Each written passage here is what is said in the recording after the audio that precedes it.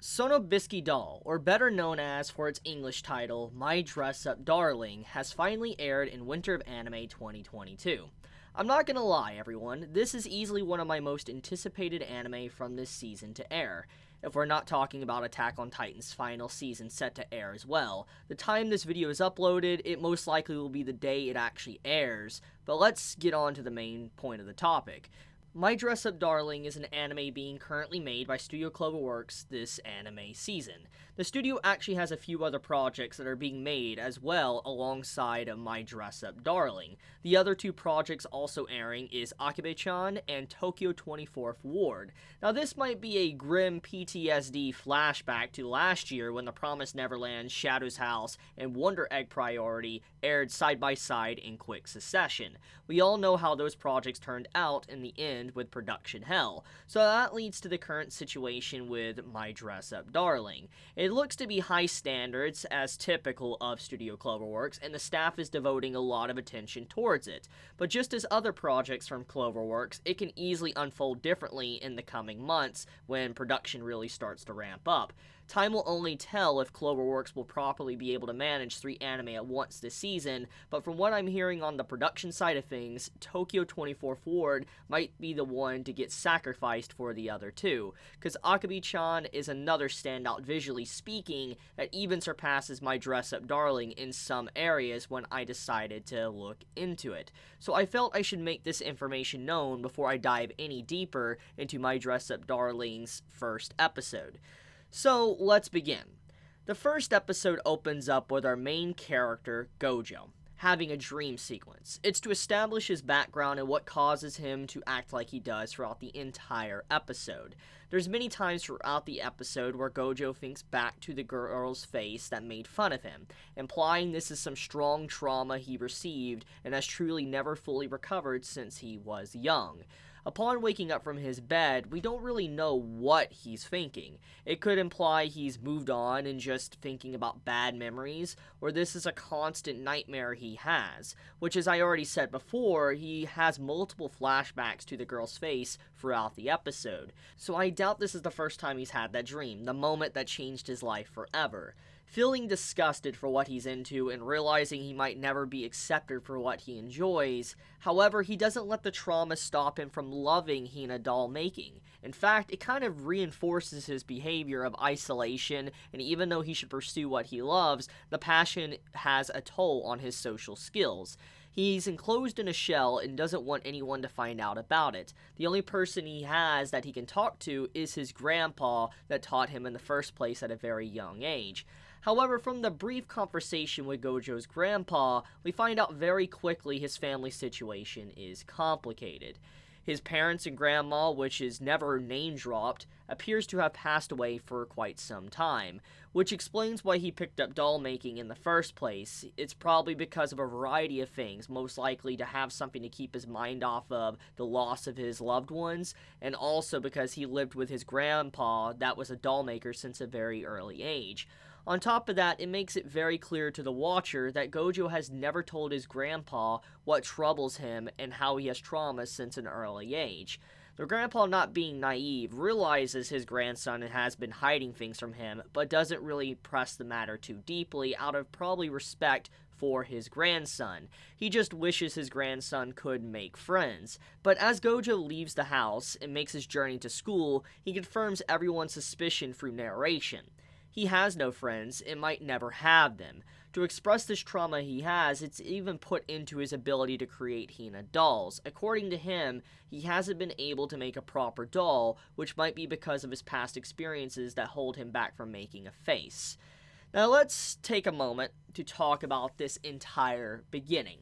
It's the perfect establishing scene to let us know what we're currently dealing with, what our character feels, and thinking about the world around them, how he perceives the people in his life, and what goals he potentially wants to accomplish. His character has a lot of self-doubt, and a lack of courage to step up and make friends. He's one of those individuals that wants to talk about his hobbies, but realizes it's not something many are into. It reminds me a lot of how anime used to be looked at about 12 to 14 years ago. If you were an anime fan, you were looked at as a really disgusting and weird individual, and I even had issues in times growing up in school not even wanting to talk about my passions and hobbies of anime because I would be looked at as someone that is just extremely weird for my age. So the only way for him to make friends or find like-minded individuals is if somehow someone enters his life that likes something similar to him. Which, spoilers, that's the point of the show. He meets Kitagawa that loves cosplay, the main female character. I'm honestly impressed by the level of detail put into episode 1 just in its opening sequence. I feel the screenshots I've shown makes it very clear as day how beautiful the series is, but there's other areas that make it shine too, besides just the pretty nature of the art and animation.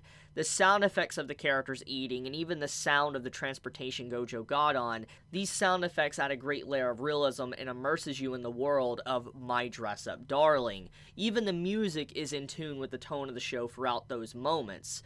Now, as for the second act of the show, we shift our attention over to our main female character, Kitagawa. At first glance, judging her from the outside appearance, she's like a pretty girl that would never have any interest in Gojo's hobbies or ever speak to him in the first place. Her social standing in the school is so high up that it would be a blessing even if he talked with her, if we disregard Gojo's social anxiety that was already established at the beginning. Kitagawa seems to be a go-getter when we see the flashback establishing a big point to her character. A guy tried to hit on her and started the conversation. He pointed out her little anime accessory and jokingly made fun of it. Kitagawa got extremely defensive and told him that she liked it and it's not okay to make fun of people for what they enjoy. These words from her has Gojo feel an emotional connection within that moment, but a connection of potential envy, because she is so strong-willed to not care about what others think, and she's even accepted in social groups for what she loves. In this moment, Gojo wishes he was in her calm and peaceful world. Obviously, this doesn't let us know what Kitagawa has went through in her life. We are only given one detail, and it's a minor one to show her strong personality right now, but we don't know what she's been through to get to where she's at right now. We can only assume she might have had similar experiences as Gojo. What happens next in the story, though, could be described with one word: blessed. Gojo and Kitagawa have a fateful encounter, and Gojo's secret is revealed accidentally. Having embarrassment and fearing the reinforcement of his trauma coming, he hears the words he never expected to hear from her. She said his doll and clothing making was awesome, purely interested in what he was working on. This small spark leads into a potential powerful relationship to form between them. Sharing secrets of cosplay and doll making with each other, clearly both aren't able to convey their true passions with others often, and become absolute chatterboxes because of it. Emotions flaring high, Kitagawa asks a very personal question. Could Gojo please make her a cosplay outfit? After much consideration, he happily agrees to her request. Thus, a relationship of pure trust is formed between them, a new dawn for both characters and the start of a beautiful romance. I would be lying if I said I wasn't already emotionally invested in this anime from what I've watched. Genuinely, I can't wait to watch episode 2. Episode 1 was really just on a whole other level of quality that I just did not expect even with my anticipation and hype. And if for some reason you're still on the fence of My Dress-Up Darling, it's such a great anime so far, and you really should watch it. But I guess I'll leave it at that for now. Thank you all for watching, and if you enjoyed this video and I gave you any form of entertainment, then please leave me a like down below. And if you want more content from me to appear in your YouTube feed, then please subscribe to my channel. Love you all, and be safe. Chibi out.